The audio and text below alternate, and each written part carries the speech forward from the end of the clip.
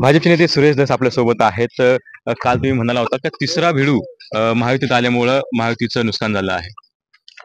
खरं आहे. जे जनतेच्या मनातलं आहे, जे जनतेमध्ये झालेलं आहे, ते जे आहे ते मी काल बोललो.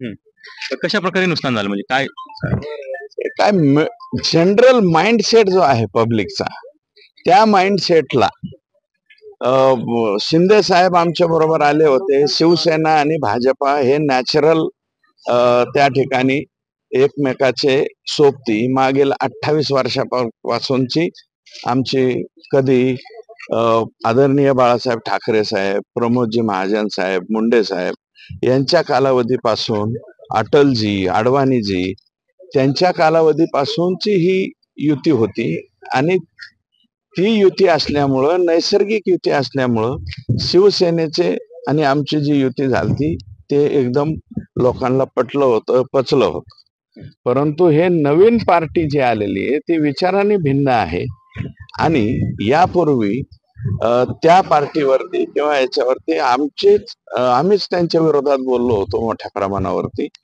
आणि त्याच्यामुळं जे आहे ते सर्वसामान्य माणसाला पटलं नाही. हे कालपर्यंत यांना येडवाकडं बोलत होते आणि आता हे लगेच एकत्र झाले आणि त्याच्यामुळे जे आहे ते सामान्य माणूस आमच्यापासून थोडासा खट्टू झाला आणि बाजूला गेला.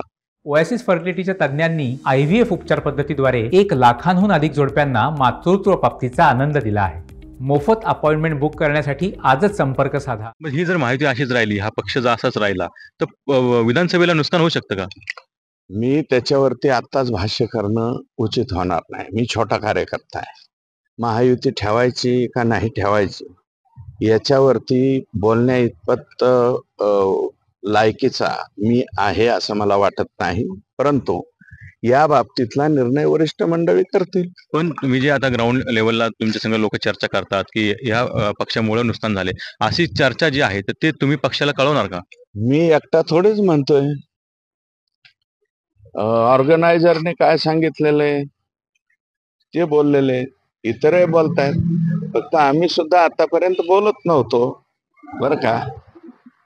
परंतु तुम्ही जर एकदम छोटे छोटे लोक एकदम ज्यांची कुवत जी आहे ते अत्यंत छोटे आहेत, पदानी आहेत किंवा यांनी आहेत, ते लोक उठसूट भारतीय जनता पार्टी, राष्ट्रीय स्वयंसेवक संघ याच्यावरती बोलतायत. मी म्हणतो राष्ट्रीय स्वयंसेवक संघावरती राहुलजींनी, सोनियाजींनी, पवार साहेबांनी किंवा उद्धव साहेब आहेत, अगदी अजितदादा असतील, यांनी कोणी वरिष्ठ नेत्यांनी बोललं तर मान्य आहे. ती आयडिओलॉजी आहे. तुम्ही संघाच्या विरोधात वगैरे बोलता. परंतु सूरज चव्हाण साहेब आणि अमोल मिटकरी साहेब यांनी संघावरती बोलणं, संघाच्या प्रमुखावरती बोलणं हे पटत नाही. पण ते गेल्या 15 दिवसापासून बोलतात. आम्ही तर कालच बोललो. पण अमोल मिटकरी कुठेतरी म्हणताय की पंकजा मुंडेंचा पराभव कसा झाला हे सुरेश धसांना विचारावं. मला विचारतायत तर माझा पक्ष विचारेल, पंकजाताई विचारतील. पंकजाताई मला विचारायचे किंवा मी कसं काम केलंय, काय केलंय याचं सर्टिफिकेट मला अमोल मिटकरींनी द्यायची गरज नाही. ते दुसऱ्या पक्षाचे आहेत. आमचा पक्ष जे आहे ते आम्हाला सर्टिफिकेट देईल आणि ते दिलेलं आहे. त्यांनी इतरांना सांगण्याची गरज नाही. दाल में कुछ काला आहे का पांढरा आहे हे तुम्ही सांगण्याची गरज नाही. दाल पिवळीच असते तर ते पिवळी झालेली आहे, परंतु तिचा बेरंग का झाला याचं उत्तर मी कालच सांगितलेलं आहे. तर निश्चितच आपल्यासोबत होते सुरेश धस यांनी अमोल मिटकरी यांच्यावरती टीका केलेली आहे. कॅमेरा विक्रम बनकर सो कुणाल जाकर, K9 मराठी, बीड.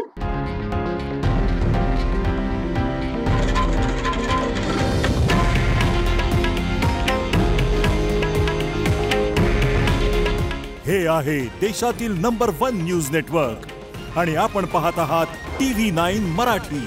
काळजी तुमची, हित महाराष्ट्राचं.